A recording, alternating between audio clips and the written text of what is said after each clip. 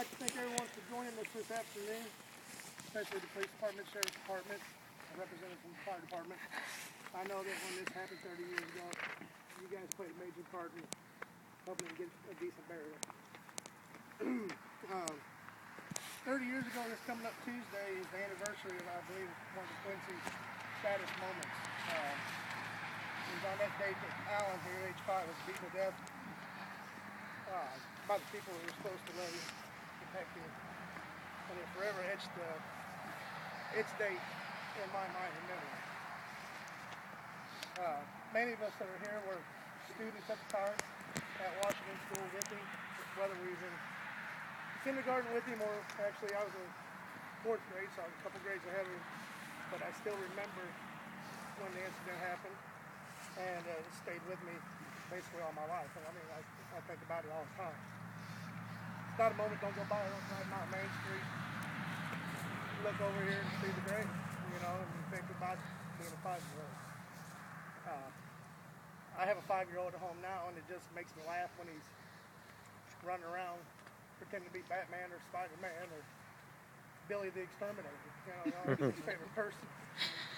And I often wonder if Alan had moments like that, you know, if that's what kind of life he had too before that happened.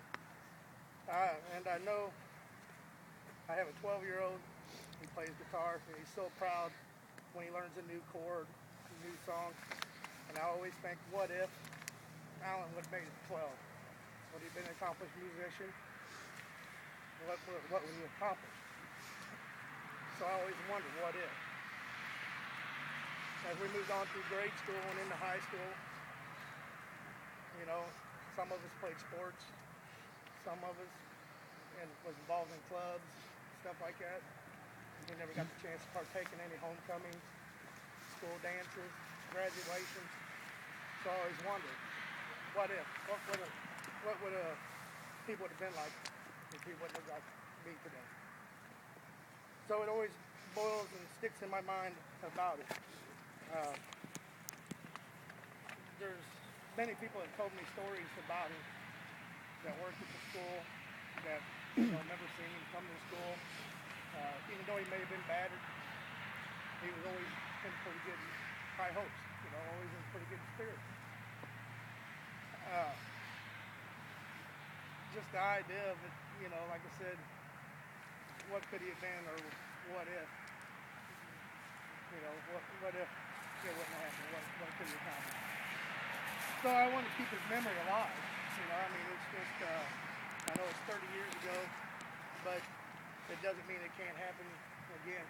We just had an incident a couple of days ago where something may happen out of that.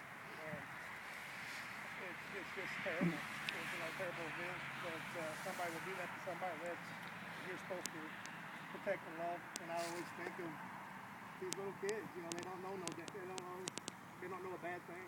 They only want to be loved and protected.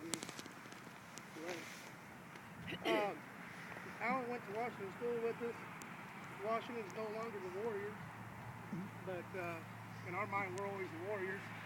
And a friend of mine, Bill Twaddle, who's the graphic arts teacher at senior high school, he drew up a picture off the original design, and he made one of a warrior kneeling crying. It's supposed to represent the fallen warriors. He's always a warrior to us, and it's up to us to keep him going. I invited Reverend Tom Waters today to say a few words of scripture, and I'm going to turn it over to him, let him say a few words of scripture for us, and then I'm going to light a candle afterwards. I'm going to basically let the candle burn all night. I'm going to come back out tomorrow if it's out and light it again, because that'll be on the eve of his death. I'll let it burn, and then turn it over to Reverend Morwell there to close us out with a prayer. So, Reverend Waters? Yes. Alan Madden was born August the 8th. In 1975, he attended Washington School, where he was in Mrs. Johnson's kindergarten class. I might add, I had 3 boys in Mrs. Johnson's kindergarten class. Described by her as always well-behaved and a quiet young man. Alan had 2 sisters, Tina and Nicole, who after Alan's death were adopted to a loving family. Alan went home to be with the Lord on January the 11th, 1981. He was 5 years old. You know, the disciples came to Jesus one time and he asked, who is the greatest in the kingdom of heaven? And Jesus called the little children unto him and set him in the midst of them. And he said, verily I say unto you, except you be converted and become as a little child, you shall not enter into the kingdom of heaven. Whosoever therefore shall humble himself as a little child, the same is the greatest in the kingdom of heaven. And whoso shall receive one such little child in my name receiveth me. So right there, it shows us how God loved the little children. Now, we don't know the why of all this, but I think we need to put away the word why and insert the word since. Since this happened, I'm going to live my life in such a way that I'm going to see Alan again someday. So for today, I think it's so important that we prepare ourselves for that day when someday that big reunion time will take place and we will be with Alan again and see him and enjoy his company as he did when he was here before he went home to be with the Lord. I'm Bob Morwell. I'm pastor of Union United Methodist Church, volunteer chaplain with the Quincy Police Department.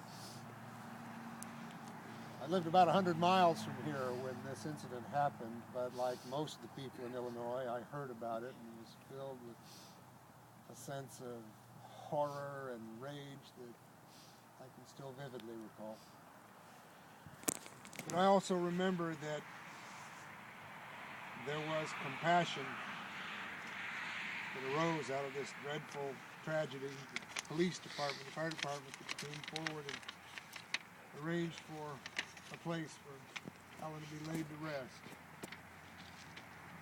And a rededication that came out of this tragedy that defenseless children like Alan would have.